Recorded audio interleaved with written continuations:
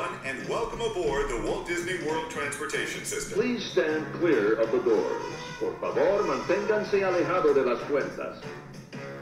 Hey everyone, welcome back to another episode of the Double Dose of Disney podcast. As always, my name is Brittany, and I am joined here by the best husband and twin dad, Tony. As we touched on last week, our most recent trip to Walt Disney World was nothing short of magical. We went to specifically celebrate our 6th wedding anniversary, and it was also our first vacation with our 3-month-old twin girls. So as magical as it was, we undoubtedly did things much differently from vacations in the past. So this week we're kind of going to share a recap and talk about all the things we learned or did to have a magical vacation with babies. Yeah, so this one's different, but it's like, well, so, I mean, it's going to be still a Disney trip, but more specific maybe towards kids. And our experience with our twins. A couple weeks ago when we got back from our Disney trip, so we went to Disney World January 30th to the February 8th or 31st to the 8th. I can't remember. It's a long time. Yeah, it was. Feels like a long time ago already. I know, it was 2 weeks ago, and we're already super excited for our next trip back to Disney in a few months. But we ain't gonna pass over. We got the magnet. Yeah, we got our annual pass holder magnet in the other day. Pay for the magnet. And we're planning on going back to Disney in May, actually for Mother's Day, which is really exciting. It'll be my first Mother's Day, and we get to spend it at Disney. But when we went to Disney this time, it was so much fun. And but I think one of the things about going to Disney World, to have a successful trip to Disney World with babies or with children in general, is to plan on the front end. Like I always talk about whenever we're making plans for our trip, to kind of prepare beforehand. And that's kind of what we did for this trip. Yeah, so stepping in to this week's episode. Yes. Prepping before the trip. Yes. So we booked this trip. If you haven't listened or heard the story of the girls, we booked our pregnancy was extremely high risk with our twins. So it was very stressful and everything like that during our pregnancy. We were so excited to book this vacation back because we were just really hoping and praying and counting on God to be like, God, these girls are going to be healthy when they're born, and we were going to be able to take the vacation. So we booked this trip, I want to say back in October, and our girls were born in November with full faith that they were going to be healthy and we would be able to take a trip with their 3-month-olds. So many people told us we were crazy. More people told us we were crazy than people were like, yeah, go on the trip. Well, it's kind of like the whole... Before the girls got here, it was a coin flip chance of them actually surviving and making it, is what the doctor told us. So, we normally take a trip every February for our anniversary, so we're going to book the trip no matter what. We can always, for some reason, if we need to delay it, we need to push it back, whatever. But we're doing it no matter what. Yeah. And they came, they flourished, they're here, and one of the biggest things was okay, well, if they can't sleep in a... Tony gave me some prerequisites. Yeah, if they can't sleep on their back in the bed, I mean, what are we can take their, their car seats, but we're not going to, we're not going. One of the biggest things is, and we've talked about it in other episodes, but if this is your first episode to listen to tune in or something like that, we had an absolute blast with our 3-month-old girls at Walt Disney World. Disney World and the Disney parks in general are meant for everyone, and we got to see our kids' faces light up. So just saying that up front, if you are questioning whether or not you should take your kids to Disney, absolutely 1000% do it. We're going to get into it because that's the whole episode, but no matter what age, there's no wrong age. Right. It's a matter of your perspective and what your perspective, what you plan on doing, what you think you're doing, what the previous trips were, you can't compare it, you can't try to do the trips before. I mean, it's always fast. Well, and if it's your first trip to Disney World, it can be really intimidating because you're like, this is completely different thing that I've never done before. Should I take my kids? Absolutely yes. Just prepare beforehand, and that's what we're here for. So getting into it, the first one is prepping before the trip. I created a list of all of the things that the girls needed at home. And honestly, what I did was I went through their dresser in their room, and I was like, okay, these are all things that I use on a daily basis, like gripe water, gas drops, wipes, formula, like all of those things. And then I reached out to a couple of my friends who I knew had traveled with babies. It's one of them specifically to Disney, others to just other places, and kind of asked like, hey, what are things that you need? One of my friends told me to get like a bottle drying rack, which is something I wouldn't have thought about. I got a bottle drying rack, like inflatable bathtub for the room, like, and I'll share on Instagram a slide of like the things that we use the most, but those were like absolutely lifesavers. I also too packed, when we were packing for the trip, we packed in cubes, like packing cubes. I always do that for me, but I did that for the girls too. So I had one cube for like. There's no we. I don't pack cubes. No, Tony barely packed. Light and short, sweet. Let's yeah. go. But I kind of separated everything out. I like to do that for me. It just makes it easier. And for them, it was easier too, because I could tell Tony like, hey, let's grab like the pajamas out or whatever. And then when you get to your resort, I just took everything out of the suitcase and put it into the drawers. Also too, for the stroller. So we have an UPPAbaby Vista, which is a tandem stroller. Depending on what type of stroller you have, for us, we had to get like I don't remember what it's called. It's the UPPAbaby Vista travel bags. We had to get that so it would be like covered by the company in case anything was damaged. I highly recommend if you're traveling with car seats, or if you're traveling with like strollers, like getting a stroller bag or something like that, just so it doesn't get beat up on the plane. But also kind of decide to, are you going to check your stroller with your luggage when you get to the airport, or are you going to push it through? I asked multiple friends and everyone gave me a different answer. With us, when we got to the airport, we decided to check our luggage, roll our stroller through, and then check our stroller at the gate. In retrospect, I think we both agree that we would not do that in the future. So we're leaving from San Antonio. So yeah, we have a direct flight. It was super easy. Like, they don't do anything. No, we basically just walked through, and that was it. But then, like, we still broke it down. We would get it in a bag, like, right before we got on the plane, and then hand it to them. Like, we have both babies and a carry-on. So on the way back, it was the opposite. Right.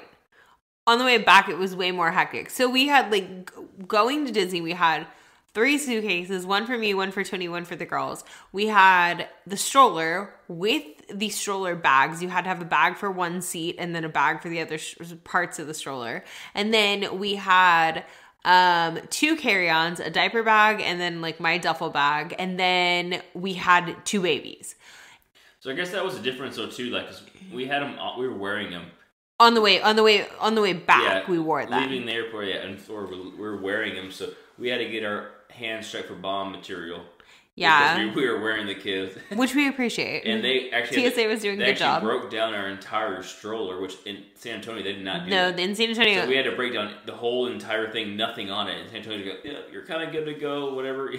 San Antonio Airport is much smaller. The Orlando Airport obviously has a lot more traffic, and TSA was doing a great job in the Orlando Airport. There's probably a lot more going on. But I think in retrospect, we both agree. Like when we go back to Disney next month, like, we're going to consolidate down one suitcase. We're probably only going to take their diaper bag as a carry-on.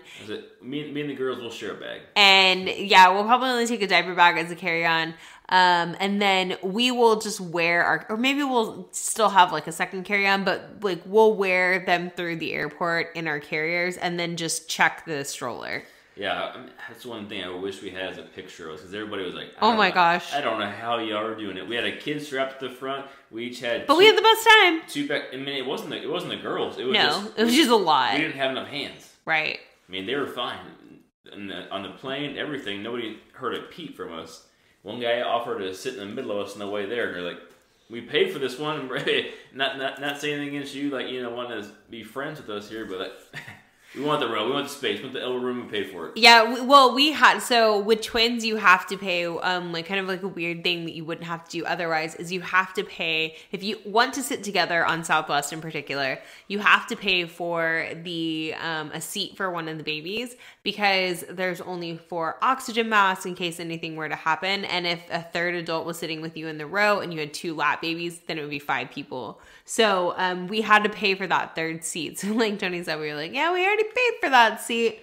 But I was really intimidated about going to the airport. We both agreed, like, the airport and the plane ride was the thing that we were most intimidated by. Like, anybody's intimidated just going by yourselves. Right. You know, it's like, oh, like, you know, it's kind of stressful going through security. TSA, yeah. You know, once we get through, we can kind of relax, and it might be a bumpy ride, you never know, and just whatever. It's like, you know, so when you got somebody who can't talk, walk, or feed themselves, and you're like, okay, we know our girls. They don't just scream and cry. Right. So we knew that, but you just never know. Yeah. So we're like, okay, Google says you gotta feed them on the way up. You gotta feed them on the way down. Well, that wasn't true, because half the time they were asleep, so it didn't matter.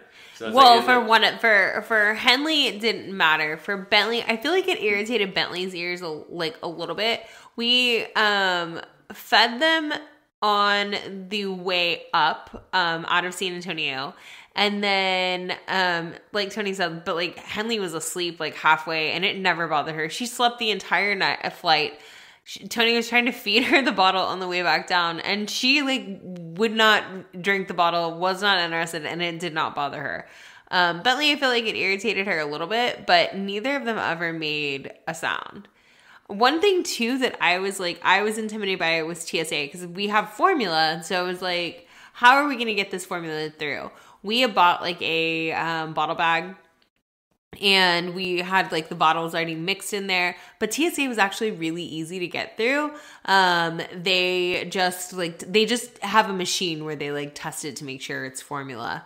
And it's almost less stressful having kids. No, it is. Everyone's like, oh, what can I do for you? How can I help you? They were so helpful. Especially when you have twins, they're like, what do you need? Yeah. I mean, just, we're here for you. When you're by yourself, they're like, moving along, just freaking keep walking, don't even look at us. Like, I know, I think I told you that day, I was like, we should have done this sooner, jeez. You feel like you're an inconvenience when it's just you, but when you have kids, it's like, what do you need? We're here for you. Something that was really cool, I think also because we have twins, but so many people, you don't realize how many twins there are in the world until you have twins, and that day... I think that's only people that actually like acknowledge people that have twins, like, me too. Me too. Yeah, that day. Other than that, there's no. They're not gonna say. Yeah. There's no like referring like common knowledge. I think we counted like throughout the entire day. We met like 6 or 8 people who were twins, and it was really cool. And so like we got on the plane. We got on the plane. Girls are great on the flight. We So we made sure to take a flight like kind of what all of my friends have always recommended is taking flights around their nap times. For the girls, they were like, there was only one direct flight that day, so it's like, that is really our only option. We don't want to change planes. So, and it happened to be like, we kind of scheduled it to be like around their nap time. They weren't on as much of a like schedule as they are now. But like, it was just kind of every 3 hours. But anyway, we found that we did it around their nap time. And like Tony said, Henley slept the entire time. Bentley was up like what, half the flight? Pretty much. But her and I had the window seat, so she was just like looking around or looking out the window. Like she wasn't really like doing anything like at all. And then it was also too nice because we did have the open seat. We were able to like lay a blanket down, and at one point Tony laid Henley down in there just so she could like rest like on her own. Once we landed in Orlando, we took Mears Connect from the Orlando International Airport to our resort. Mears Connect is $16 per adult and $13 per child each way. Obviously, the babies did not count, so you're just children 3 and up. So Mears Connect was... Not where it used to be, or we were lost? No. So Mears Connect, we were lost. You always we've taken Mears Connect once before. The other times we've always taken Ubers, or we've used our friend Uber Steve Orlando. He's on TikTok. We love riding with Steve, but Steve's a private driver in the Orlando area, and he has really reasonable pricing for like picking up from the airport, taking you back to the airport. He'll take you around Orlando, whatever it is. But with having the girls, really the only option for them is to do Mears Connect, because we weren't going to bring their car seats with us.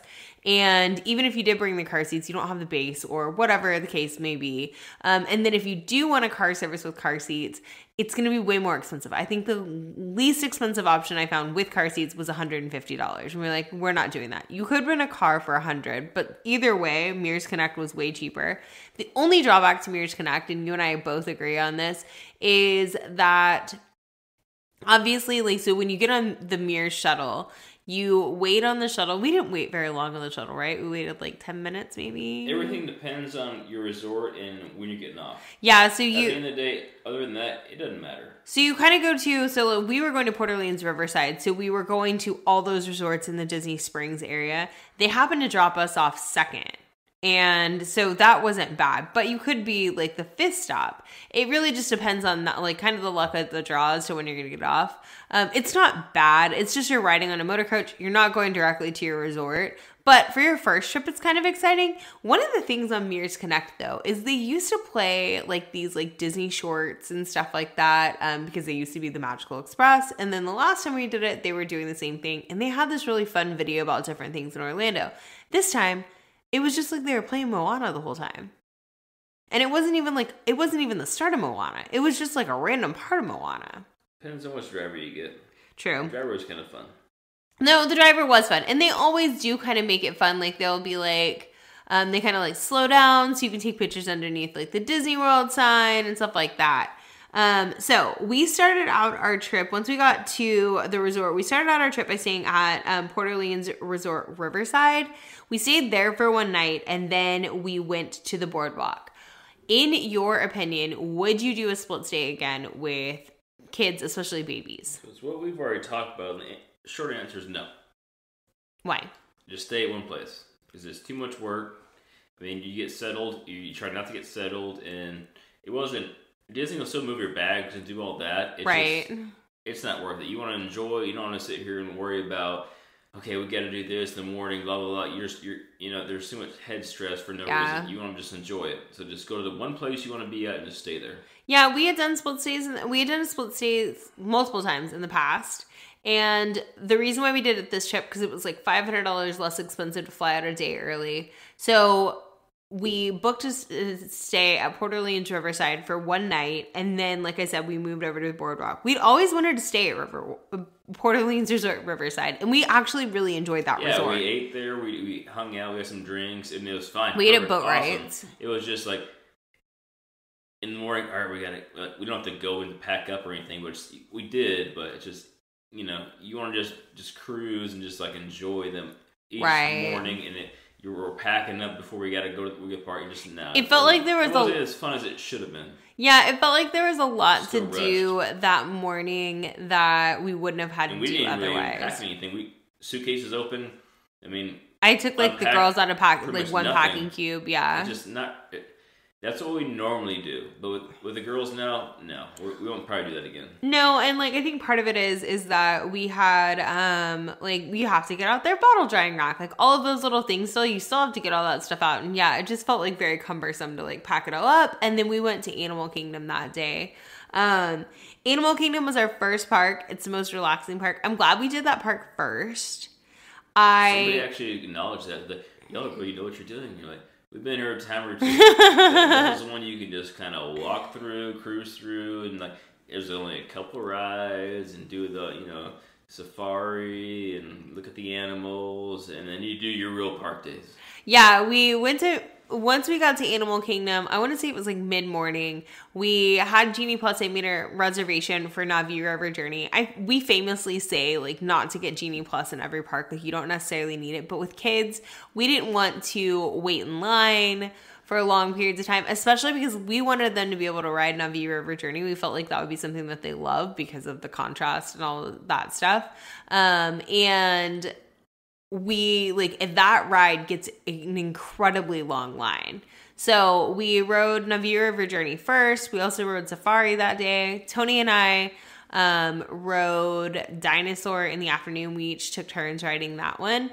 one of the things that we learned that day, I felt like we both learned. I'm sorry. Tony rode Expedition Everest by himself. I would not ride it. Somebody was scared that day. Yeah, I would not ride it. Completely just dipped out on Everest. Well, that day, if I'm being honest, that day like felt like kind of overwhelming and a little stressful because we were having to leave our first resort, so that just felt like we had to do a lot before we even got out the door to go to the parks, and we were so excited to get to the park. And then it was kind of like, well, we don't know how this is going to go. Like, where are we going to change them? And it was just like we were learning a lot. It wasn't bad. Yeah, the baby care center, which is really hidden in animals. Right. You'll never find it. It's next to the Starbucks, which is Creature Comforts. Yeah, besides that's behind. And you won't find it unless you ask, because there's not really a sign. So until we found that, we were changing on the side of the road, and just like cruising around, like, because we were, there's not really anywhere inside the bathrooms. There's not really changing table. There's a changing table. So at Disney World, if you go to the parks and you want to change your babies in the bathrooms, it's like a built-in changing table. It's not granite, but it's like some type of like stone countertop. Yeah, I feel like nobody uses that. Yeah, it's like some of a stone countertop with like a ledge. I changed Bentley in there one time, and then the rest of the trip, like Tony said, we changed them one time in the stroller. The rest of the trip, we made use of the baby care centers. If you don't know, each of the Disney parks has baby care centers, and they are like absolutely phenomenal. Like Club 33 for babies. You've got to know about it. Yeah, and if you don't know, you don't know. You don't know. Yeah, so the baby care centers at Disney, in each of the parks is baby care center. You can find it on the map. You can search for it in the Disney World app. And they have absolutely everything you would need for your park day. No, it's so like relaxing. It is. Because there's like no noise besides just what's going on there. And right. Changing those rooms. They got the bottle warmers. They got everything you could possibly need for a baby. You can buy everything. It's meant to be like a de-stimulation. They don't want you to leave, so they're gonna have everything there for you. Yeah, it's meant to help they've got TVs in de-escalate and like take away from like stimulation of the parks. There's cast members in there that if you need to buy like formula or bottles, or your baby has blowout and you need to get a new outfit or diapers, things like that, you can buy those things there. But past like the area that they have things for sale, you can go into the room, and they have a room for like older kids where they can like sit and watch a Disney movie, or they have tables and chairs you can eat in. They also have lactation rooms if you're breastfeeding, and then they have changing tables. That's the thing that we loved the most, is the changing tables, because after every single child that gets changed on them, there's a piece of paper underneath it. You crumple up a piece of paper, and a cast member comes behind you and is like spraying it down, cleaning it so it's sanitized, it's clean, and it's a nice like padded changing table. Also, one thing that we love, because our girls are formula babies, what we kind of learned to do is, instead of like pre-mixing bottles before, we did that the first day. Yeah, we screwed that up a lot. We learned a lot with the bottles. We did. When they're playing all the way through. Instead of pre-mixing the bottles before, what we learned to do was we just packed a bag, like double bagged formula, and we just brought the formula in the girls' diaper bag for the day with clean bottles. We would go to the baby care centers. They have water dispensers there for bottles, so we would fill the bottles up, and then they also have bottle warmers there. Our girls are not picky on whether they're like cold or warm or anything, and if you're getting the bottle dispenser, it's like room temperature anyway.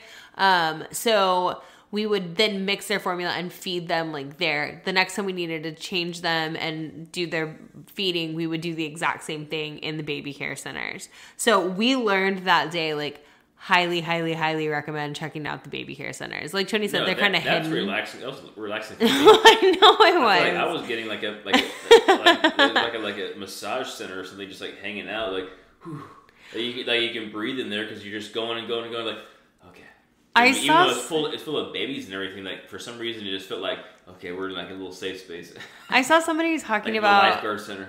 I saw somebody talking about, like, on TikTok, somebody made a TikTok about the baby care centers, and then a cast member commented on it and was like, I used to work in the baby care centers, and I miss how relaxing and quiet they were, because Disney's creating that atmosphere for their guests there, and it's really special that they have that. You don't know about it until you have babies. No, and honestly, one day, we were at Magic Kingdom, and I realized, this was before we realized, like, oh, let's just pack the entire bag of formula. We didn't have enough formula to stay as long as we were going to. So I went into the I went into like one of the gift shops, but they also have them in the baby care centers. I went into one of the gift shops at the resorts and grabbed a can of formula. It wasn't our formula, but it was perfectly fine for like one bottle for them.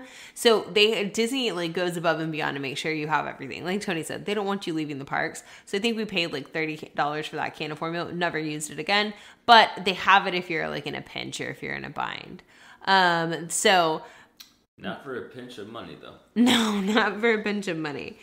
Like I said, we did Genie Plus. We did Genie Plus at every single park besides Hollywood Studios. Hollywood Studios is a park that the girls could really do like the least in. We could take them on like Toy Story Mania and Mickey Minnie's Runaway Railway. When we go back in May, maybe we'll do that. But this trip, we just didn't do that. So we had no choice really. I mean, it was crowded at Disney when we went. It was really crowded, but we weren't going to, like, one of us wasn't going to sit and wait around if we want to try to hop on a ride or something, and we want to do as much as we possibly could with them. Right. So it's like, we're not going to, time is in the essence. Yeah, so one of the things that we learned through going about our trip is figure out what your child's, like, if you have a younger child that's going to be, like, napping during your day, what we recommend doing is you feed them in the morning, get to the parks whenever you do, and then kind of choose what attractions you're going to maybe do without them. So if it's like Space Mountain or something, they're not big enough to ride that. Choose to do that during one of their nap times. That's what we started learning to do. We also wore the girls on us as much as we could because one of the things that we learned is them being honest. Like if it was like a crowded area or if it was overstimulating or something like that, it felt much less so to when they were on us. When the biggest one was Magic Kingdom because you can ride the most rides with them on you. Right. So you got to be strategic and like, okay, so like, we did a lot of stuff without them too. We did Guardians. You did Test Track. You did Mission Space. We did Dinosaur. We did Expedition Everest. So you just got to be more strategic of like, okay, their nap times and the time of day and just kind of map it out. Yeah, because what we didn't want to do is we didn't want to be like putting them in the stroller, pulling them out of the stroller, putting them in the carrier, pulling them out. Like, was not good. Yeah, it just wasn't like it wasn't the best for them. And like Tony said, it was exhausting for them. So what we learned moving forward was to really strategize it out. So we would get to the parks if they were awake at that time that we got to the parks. Typically they weren't, they were napping. So we would kind of like kill some time and then we would wait for when they were going to be awake and we would book Genie Plus reservations for us to ride as a family then. And then we would wear them kind of like the rest of the time until we were going to the baby care center to feed them again or nap. So some of the ones like you may have said we did Pirates with them a couple times actually. Mm-hmm. And Pirates has that drop that's infamous. It's like a 10-foot drop, but it feels bigger. We did Little Mermaid. We did Na'vi River Journey. We did the railroad, the train. Yeah, we did Safari and Peter Pan's Flight. And we did Frozen. And then we did Spaceship Earth. And we did for the first time in forever, a Frozen sing-along also at Hollywood Studios. Listening to a couple of our previous ones, one of the things I was looking forward to was like fireworks, and that was one thing we did not actually ever get to because their bedtime was always like around 8, which we tried to stretch a couple of nights. We did a couple of dinners, but it just never really worked out. I'm hoping when we go back to Disney in May that maybe by then they will be like better at like sleeping in the stroller. Or just sleeping in the carrier because they'll be a little bit older. They'll be 6 months then. So I'm hoping when we go back then that we could at least make it to like Magic Kingdom, like happily ever after. I think we could have done it. It just was one of those things we weren't going to risk like having it like a bad night because you never know how long it's going to take to get out, and they probably would have been on their last leg. We'd have to get more formula and just try to get by. So we could have done it, but I would like to do it. I would like to do it in May. I'm hoping that we can do it in May. Also, too, like Tony said, the parks were really crowded. And so there was one day that we were at Magic Kingdom. We were planning on staying for the fireworks. The girls were doing great. And Tony was like, do you want to go to one of the Magic Kingdom area resorts and go eat? I said, sure. And we left the park. And then we were going to go to like Epcot and have this like full circle day, like spend the evening in Epcot. And we ended up going back to our resort because it was really windy. And we just ended up ordering Uber Eats because the girls were done. So that was something too, is like learning to have the flexibility with them when they're in the park. And when you're planning your trip, if you are going book an extra day if you can. Right. If you are going to Disney, you don't have an annual pass, one of my recommendations would be I wouldn't necessarily get Park Hopper because that can be more stressful. We enjoyed it on this trip because we could hop out of one park and go to the other. But at the same time, it's an add-on price. Would you recommend that, or would you say no? I feel like sometimes it can be more stressful for Park Hopper, especially if it's your first trip. Yeah, if it's your first trip, no. Stay in one park and enjoy it as much time as you can. But there's also quiet areas of each park that you can find, like the baby care centers, for example. The only park that I felt like there was no quiet areas was we went into Epcot one night and we just walked in for the night. We were just going to like grab like food and drinks from like the festival booths and walk around. I wanted to see the new Walt Disney Dreamer statue and all that stuff. It was a very crowded night in Epcot. And Henley started having... Well, it was like a bum rush of the younger crowd and everybody who's going and trying to make around the world. So it was a horrible situation for young kids like that, like babies. So we walked out pretty quick. Yeah, we had the girls in the strollers, and we didn't realize then at that point, like if you have them in the carrier, if it's more stimulating, I think she would have been better if it was in the carrier. But she was in the stroller. Her visor is pulled up on the stroller. We didn't realize that. We couldn't hear her crying. She was having a meltdown, understandably so, and we felt terrible. But there was nowhere I could go that was quiet in Epcot to like console her. And that was like the only drawback. All of the other parks have at least a quiet space. Like if you're in Hollywood Studios, over by Pizza Rizzo, there's like a little alleyway. It sounds sounds sketchy, but it's not.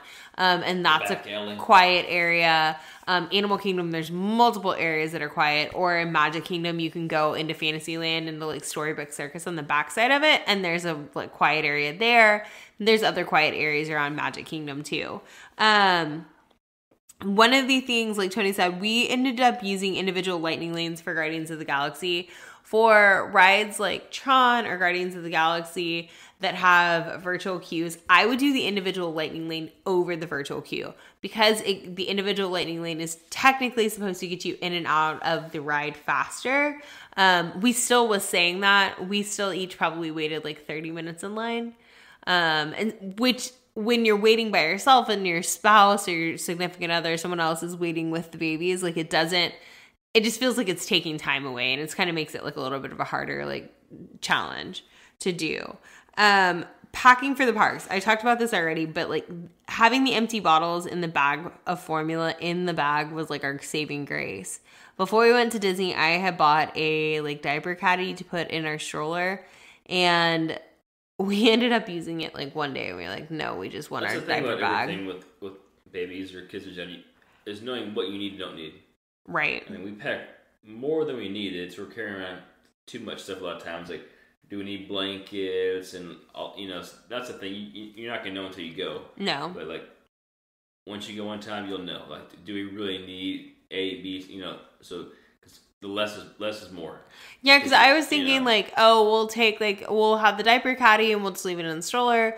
We'll take our backpack. We'll take a smaller backpack and that'll be on the rides with us. No, your backpack is perfectly fine. Your diaper bag is perfectly fine in your stroller, parked in the parks. Like no one's going to mess with it for the most part. So we ended up just using our diaper bag the rest of the time and not having like so much to carry on, because one of the things with babies is choosing your resort wisely. So we stayed at Port Orleans Riverside the first night, which had boat transportation to Disney Springs, bus transportation the rest of the trip. When after that, we stayed at Disney's Boardwalk Resort for a week. We were able to take the buses. We had to take the buses to Magic Kingdom and Animal Kingdom, but we could take the Skyliner over to Hollywood Studios. We could walk into Epcot, or you could take the boats from Hollywood Studios and Epcot. So when we got we also, to get to Disney Springs, we would take the bus. When you get on the bus, everybody has to collapse down their stroller. If you have a ton of stuff in the bottom of your stroller, like it just takes more time to like pull it out and everything like that. So that's why we were like, all right, we're doing the diaper bag from now on, because this just makes it less stressful. One baby strapped to each of your chests. Everyone helps out though. No, they do. People were so extremely helpful. Like when we would collapse on our stroller, we had to pull off the front seat. Every time people would be like, would you like me to help you with that? Like, they were just so kind and so helpful. Never said no. Moving on to our last point, dining. Yes. This is one we want to take some time on.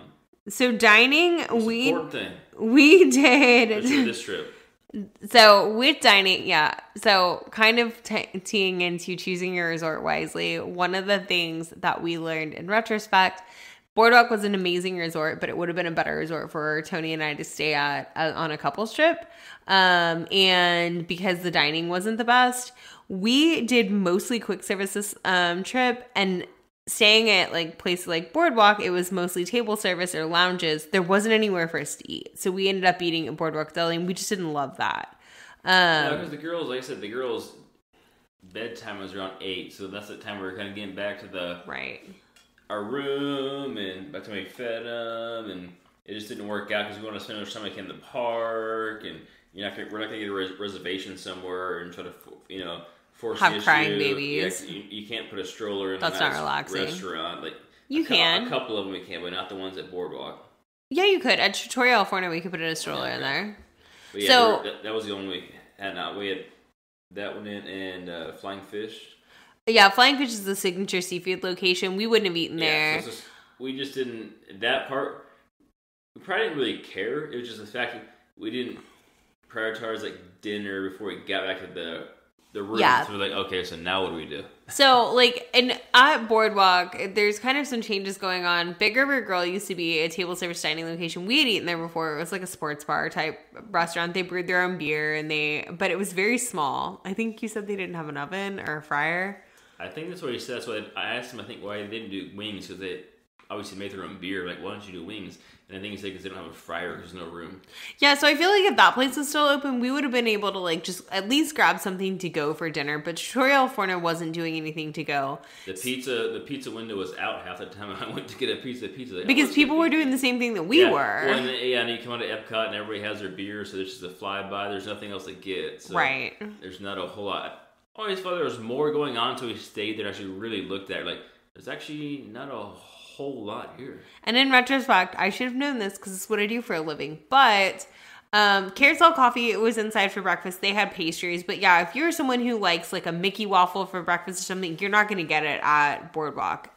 But you can walk right across the pond there. And which we did one morning and ate breakfast. So at Ale and Compass. Yeah, so don't not stay here because of that. No, and Beach and Yacht Club. So Ale and Compass is inside of Disney's Yacht Club Resort, but they also have Beach and Yacht Club. Both have quick service locations. But if you're just wanting somewhere that like you're going to go downstairs and grab like a quick service breakfast, they don't have that at Boardwalk. But you can walk across the water, which is like a 10-minute walk over to the resorts to like grab your breakfast. And we actually pin trader and the whole matter. We actually did that. We actually did, like on our last trip, Tony and I it was our last trip as a couple to Disney, but we walked across like from Beach Club over to Boardwalk and we got like breakfast at Boardwalk Deli and then like had like coffee there. So you can always walk across. With mobile order, one of the things I think we utilized the most, you utilized it more than me, with eating at quick service locations, one of the things we utilized most was mobile order. Mobily. Yeah. And you use that the most more than me. I mean, especially going into parks. Right. So, like Hollywood Studios, I would order my tachos before I got there. Yeah. And then you just have I'm here whenever you're walking toward it. Yeah. Don't do it when you're here. Do it when you're walking into the park. It's going to take 10, 15 minutes. So then you can actually walk up and just grab it. Right. But it's a gold mine. Anywhere you can get that. Yeah, if you know what you want, just So you can mobile order, and it makes it so much easier. It's like if you've done like a Starbucks mobile order, it's the exact same thing at the Disney parks. Well, so you're gonna spend 30 minutes, half in line, half waiting for it, and you know what you want, boom, done. Yeah, and so with mobile order, like one thing that I like is I eat gluten-free, so it takes longer for meals to be prepared because Disney like goes above and beyond to make sure that there's like no cross-contamination. Or Casey's. So we figured that out this trip. But you couldn't mobile order. Yeah, the same thing. So I ordered my nuggets or whatever. That's what you were going. No, like so with mobile order, you have to. So like with mobile order, like the reason I like ordering it with gluten-free is because it takes longer to get it out. So if I order it, we're not like, I always feel bad because I feel like we're like wasting so much time. We're just like waiting for my food because they're taking like time to like mobile order it. But then yes, go ahead. Like with Casey's, well, that you can't mobile order. So it's yeah, free. Figure it out. It depends on what you're ordering. So at Casey's, I had to order in person because I wanted to get like the Chipotle barbecue hot dog. And because I wanted the bun, in the future would just eat it bunless. I had to mobile order it and we waited. The same thing happened at Boardwalk Deli. We had to wait forever for like food just because it was gluten free. But it just, you got a couple of cupcakes or muffins out of it. Yeah. It just depends on like what your like on what you're doing, but I would check the menus to see if there's like the option that you want, and I would try to mobile order it before you get to the location if you can. Table service locations. So Disney's official policy about strollers going into restaurants is that strollers are not allowed at any indoor dining location, quick service or table service. In our experience, we never had an issue bringing a stroller into a dining location. We did ask before to say, "Hey, yes, is this possible?" We're not like we didn't wait and just say, "Hey, we got a stroller working party." And we also waited longer. There were sometimes. certain tables where they can fit it in, so we definitely asked before. Yeah. So and the stroller that we have, like I said, is like a tandem side by side. There's a tandem one in front of the other stroller. The side by side wide strollers, in what we saw, was those were not allowed inside restaurants. We also too had 3-month-old babies like in the stroller, and so most of the time they were sleeping, and they would be like, "Oh, we don't want to wake a sleeping baby," so they would let us roll it in. If you have an older child, they're probably gonna ask you to like leave your stroller outside. A lot of things, it's situational. That's what I was gonna say. The host would be like, you know what, no. Like your 6-year-old kid, get him out of the stroller, right? Or, kind of move on. Yeah, because our girls can't even like sit up in a high chair yet, so there's really no option for them to sit in the restaurant, and they wanted us to be able to have a great experience. So we ate at Boatwright's Dining Hall at Riverside the first night. We talked about that in another episode. We loved eating there. We ate at Grand Flirting Cafe on the night of our anniversary, and absolutely loved eating at Grand Flirting Cafe. I felt like it was a steal for what we got. It was like such a hidden gem restaurant. That night we ended up holding Henley, and like Bentley was asleep in the stroller. But we got to enjoy our anniversary. And then we ate at Ale and Compass one morning for breakfast. Again, I think we held Henley during breakfast. And then we ate at Roundup Rodeo Barbecue. So at Roundup Rodeo Barbecue, we told them that we had a stroller. And like I was saying, we had to wait a little bit longer. That was the location we had to wait the longest to get into, right? Yeah, and all of these were like, you could say bucket list. We've never eaten there before. No. And that's the reason why we're like, it's like non-negotiable. It's like, no. Like, we're going to do everything we can in our power to eat here. And right. Half of them were a struggle. Like, just, bedtimes or I would like wear them on me, like in the carriers. Had to wait an extra half hour just because we said we'll get a stroller now or whatever. We made it happen, and the girls are fine. It was just, it wasn't like how we would normally walk in, like, we're here. Right. Here's your table. Yeah. We had to wait a little longer, but out of these 4, which one was your favorite restaurant? Out of these 4, I would say my favorite was Grand Flirting Cafe. Do it. Why? Because it was different. Like, we had always wanted to eat there. I loved the salmon that I got that night, and I also loved that French onion soup. It was amazing. So food-wise, I would probably say that one. But experience? Experience, it would have to be, Roundup Rodeo Barbecue, obviously. Yeah, that was really fun. I just love Grand Flirting Cafe because it was our anniversary. But boat rides, the food was still really good there. And they had what kind of bread? They had cornbread. Cornbread. You got the seafood fritters there, and you didn't like that. Yeah, the jambalaya. Yeah, so everything else was good besides the seafood fritters. Yeah, and like, it was just it was so fun, like, getting to eat at those locations. Because I told Tony, like, the night we ate at Grand Flirting Cafe, like, that was the day that we had to buy, like, the can of formula, like, and I told Tony, I was like, this just felt so brave. One of the things that I've learned about being a mom, especially a twin mom, is like doing the things that intimidates you also empowers you. And I tell myself that, like, anytime like I want to go out and it just feels like, oh, it's going to be so cumbersome to take my baby to the store, take my babies to the store, I feel like the reward is so great. because I feel better mentally. They have a better day. And that felt the same way on this trip. Like, if you are someone that's considering taking your children to Disney, taking babies to Disney, 1000% do it, because if it's intimidating you right now, it's also going to empower you to feel like, I just conquered Mount Everest, but you're taking your children on vacation and you're creating memories together. And yeah, we had, I don't know how many people like pat us in the back at the same time. Half of them were like, "What are y'all doing?" You know, like just wait, just like I think it's like it's only bold because you haven't been there. My biggest and the girls were fine.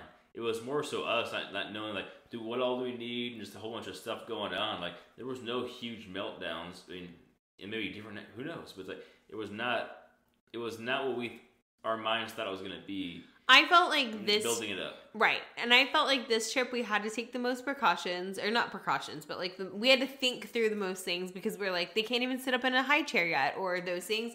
That won't be the same way when we go back in the future, probably. But like, so those things will change, and it won't be as cumbersome. Like we won't have to pack everything under the sun. They'll be able to sit up in a bathtub, like different stuff like that, you know. But it's like, we like 1000% like truly believe like Jesus came to bring us life and life abundantly. Like we want to live that life from the very start, and we want to live that life with our girls from the very start. So what can we do to have that abundant life? Like we don't want to regret anything. And I fully believe if we wouldn't have taken this trip, we would have listened to the fear of the unknown. I would have regretted like us not going. No, we'd basically hold ourselves to a standard of some other, you know, request, review, or suggestion. Right. At the end of the day, don't even take our word for what it is. Like, right. Like you do what you best for your family. Go, even all this food, whatever. Like, do what you want to do. Don't like take anybody's like requests, reviews, and hold it to the standard. Yeah. Like, that is not your story. That's what they all say. This is not someone else's story. Is not your story. So don't even take ours. We're just trying to give you some helpful, like on our tricks and reviews and what work for us. And like on our next trip, it'll look completely different. Like we're planning on staying at Caribbean Beach Resort. I told Tony if the girls are sitting up in high chairs, or sitting up on their own, we should go to Topolino's and do a character breakfast. I would love for us to get to make it to the fireworks. I think we both would love that. Like all of those things. But you know your family best.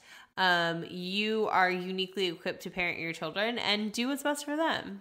Yeah, because that's at the end of the day, that's what it comes down to. Is you have to strategically plan it around like whatever schedule you've made for them, right? And then go from there.